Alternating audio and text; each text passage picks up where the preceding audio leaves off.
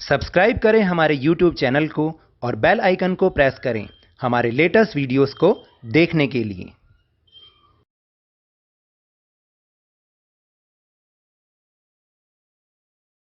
Hello and welcome to Lavneesh sir की class. आज की ये शिक्षा निदेशालय राष्ट्रीय राजधानी क्षेत्र दिल्ली की वर्कशीट नंबर 79 जो कि कक्षा 10वीं के विद्यार्थियों के लिए है।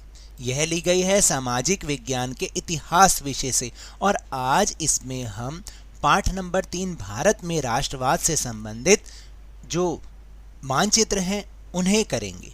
और देखिए, इस बार आपको इस मानचित्र में केवल 9 आइटम्स आने हैं आपके बोर्ड के एग्जाम में। 9 में से कोई 2 तो जरूर ही आपको करने ही होंगे, तो 9 तो बहुत कम है। तो इसलिए आपकी सुविधा के लिए उन 9 आइटम्स को 3-3 आइटम्स में बांटकर 3 मैप इस हफ्ते दिए गए हैं, जिसमें से पहला मैप है ये, और बहुत ही आसान है, आपको समझने में कोई परेशानी नहीं होगी। और एक बार आप समझ गए तो आपके कम से कम 2 नंबर तो पक्के हो जाएंगे अगर आप इन 3 मैप के 9 आइटम्स को कर लेंगे। तो चलिए शुरुआत करते हैं मेरे साथ और समझने की कोशिश करते हैं।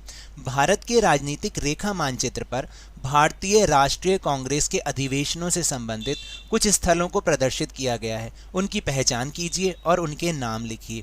यानी भारतीय राष्ट्रीय कांग्रेस से संबंधित 3 अधिवेशन आपके कोर्स में हैं जो कि आपके बोर्ड के एग्जाम में भी आएंगे, और उन 3 में से आपको वो करना होगा। उन 3 में से कोई एक करना होगा, या तीनों के तीनों अगर आप याद कर लेंगे तो कोई मुश्किल नहीं है। चलिए अब हम देखते हैं रेखा मानचित्र पर ये कौन कौन से अधिवेशन थे। जैसे पहला था कलकत्ता सितंबर 1920, नागपुर दिसंबर 1920 और मद्रास 1927। अब हम इसको अपने भारत के राजनीतिक मानचित्र पर भी देख रहे हैं।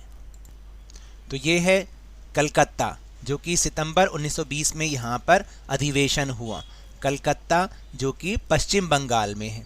फिर उसके बाद नागपुर जो कि महाराष्ट्र में है, यहाँ पर दिसंबर 1920 में अधिवेशन हुआ था। और आपको याद है ना कि इस दिसंबर 1920 वाले अधिवेशन में ही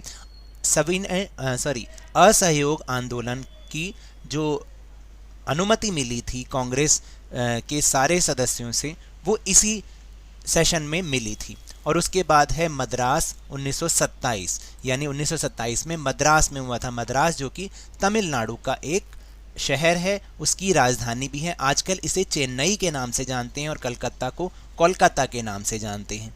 तो ये तो थी आज की वर्कशीट। अगर मेरे इस तरह समझाने से आपको थोड़ा सा भी समझ में आया हो तो इस चैनल को ज़्यादा से ज़्यादा सब्सक्राइब कीजिए, लाइक कीजिए और बहुत ज़्यादा शेयर भी कीजिए। और हाँ, मेरे साथ इसी तरह आसानी से वर्कशीट को समझते रहिए, लेकिन ध्यान और मन लगाकर पूरी मेहनत और लगन के साथ ऑनलाइन ही सही पढ़ते जरूर रहिए।